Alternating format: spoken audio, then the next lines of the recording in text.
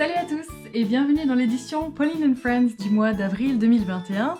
Et pour ce mois d'avril, eh bien, comme vous le savez, nous étions confinés, ce qui fait que je n'ai pas pu aller rencontrer l'artiste du mois. Mais heureusement, elle a accepté vraiment super gentiment de s'occuper elle-même de sa vidéo. Donc elle a tout fait, elle a fait le montage et tout ça, et je la remercie vraiment du fond du cœur parce que ça m'a évité de devoir inventer quelque chose.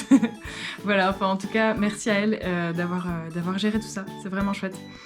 Et cette artiste, c'est Catherine Moiti, qui a ouvert récemment son entreprise qui s'appelle Cat la Fée. Et là, dans cette vidéo, elle va vous expliquer, vous présenter tout ce qu'elle fait et vous expliquer ce que c'est que Cat la Fée.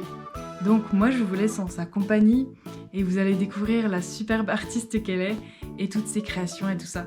Donc régalez-vous, amusez-vous bien et surtout aussi profitez du soleil parce que là, il est là en ce moment et ça fait du bien. Donc à la prochaine fois, voilà. Allez, ciao. Bonjour et bienvenue dans mon atelier Cat la Fée. C'est ici que j'aime venir me réfugier pour rêver, imaginer et créer. Aujourd'hui, je vais vous parler de mes veilleuses et de mes cadres lumineux. Alors tout d'abord, un premier cadre, c'est celui de la petite fille aux allumettes. Et puis une veilleuse qui raconte l'histoire du petit chaperon rouge. Alors, comme vous pouvez le voir, sur chacune des faces, on a une partie de l'histoire du petit chaperon rouge. Et à l'arrière de la boîte, on trouve un QR code qui permet d'écouter l'histoire du petit chaperon rouge. À travers mes veilleuses et mes cadres, j'ai choisi de raconter l'histoire de contes traditionnels parce que c'est un thème qui me tient vraiment à cœur. Je vous propose de regarder maintenant une petite vidéo et quelques photos de mes réalisations.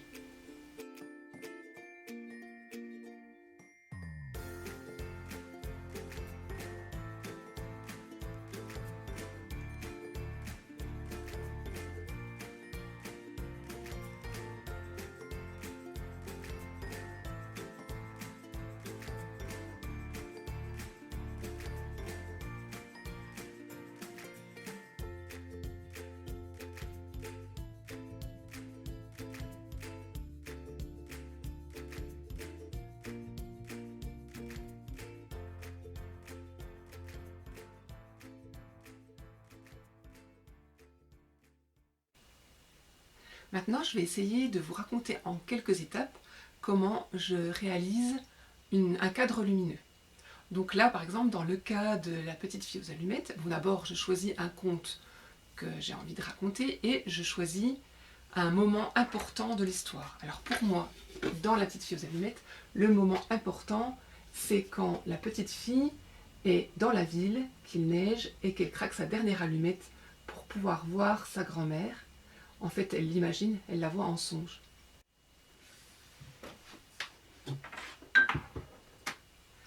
Alors, dans cette scène, donc, je choisis les éléments que je veux représenter et je commence par faire un petit croquis très simple où je mets les différents éléments. Donc là, par exemple, je dessine les maisons, la ville, je dessine la petite fille aux allumettes au centre de cette ville, comme si elle était encadrée par les bâtiments.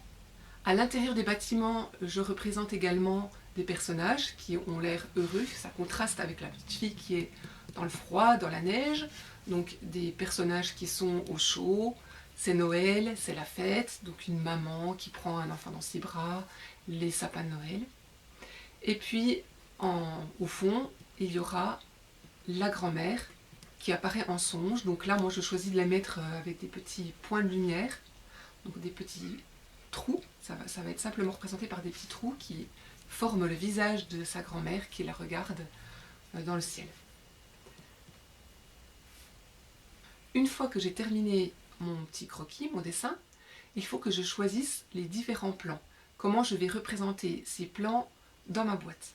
C'est-à-dire que les éléments ne vont pas apparaître au même niveau.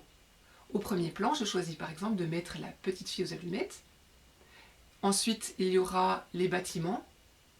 Derrière, il y aura un plan avec les personnages qui sont à l'intérieur des bâtiments, et puis la neige et la grand-mère en arrière-plan. Alors on peut faire comme ça de nombreux plans, plus que là. Là, j'ai 4 plans dans cette boîte-là, mais on peut monter beaucoup plus loin. Tout dépend en fait de la profondeur du cadre dans lequel on va mettre ces différentes feuilles découpées. Donc là, dans mon cas, je commence par représenter les bâtiments. J'utilise pour ça une table lumineuse. La table va m'aider à superposer mes feuilles et à voir comment positionner les différents éléments les uns par rapport aux autres pour qu'ils ne se chevauchent pas trop, ou alors au contraire jouer avec ça pour les ombres, les lumières. Donc là je commence à représenter la ville. Ensuite je viens placer la petite fille sur une deuxième feuille.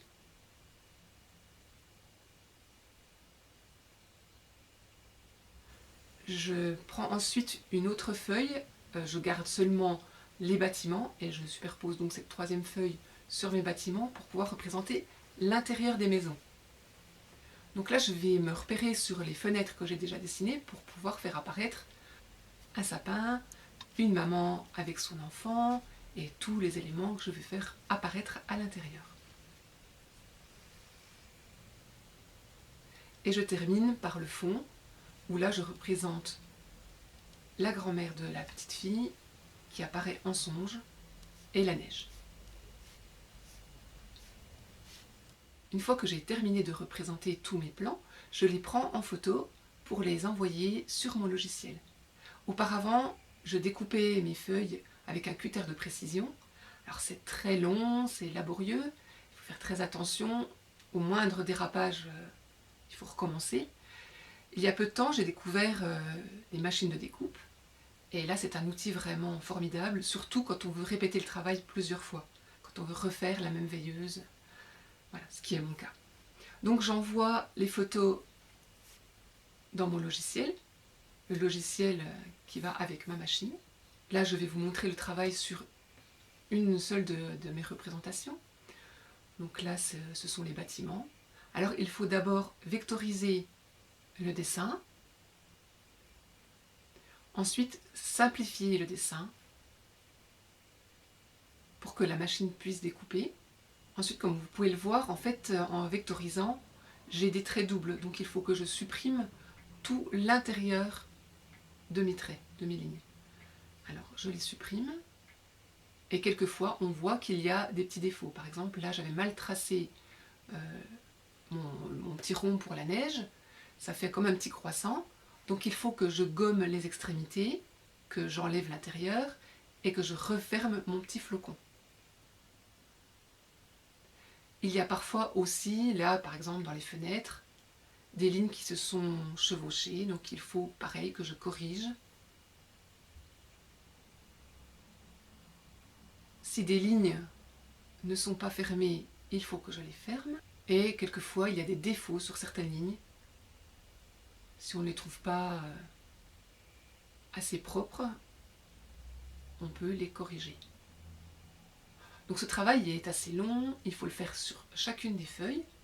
Quand le travail nous semble terminé, on peut l'envoyer à la découpe.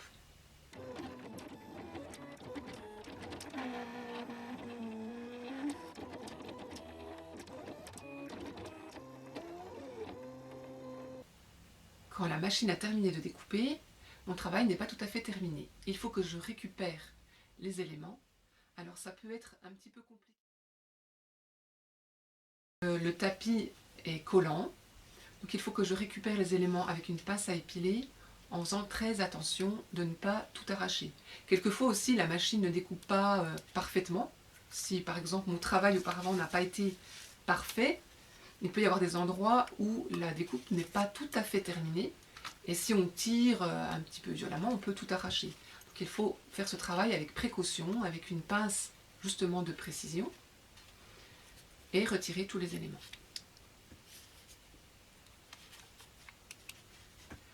Alors une fois que j'ai récupéré toutes mes feuilles découpées, il me reste à les assembler, à les monter dans ma boîte. Je prends donc un cadre avec un fond assez épais et je place mes différents plans dans l'ordre que j'avais choisi. Donc là par exemple, c'est la petite fille qui va être en premier plan, donc qui va être sur la vitre. Ensuite, je superpose les différents plans en laissant à chaque fois un petit espace entre chaque feuille. Et puis je termine en mettant une guirlande lumineuse et en mettant mon fond, ce qui donne une boîte comme ceci. Pour les veilleuses, le travail est à peu près le même, sauf que je fais mes découpes sur un patron de cube. Il n'y a pas de cadre et c'est ma boîte assemblée qui va former ma veilleuse.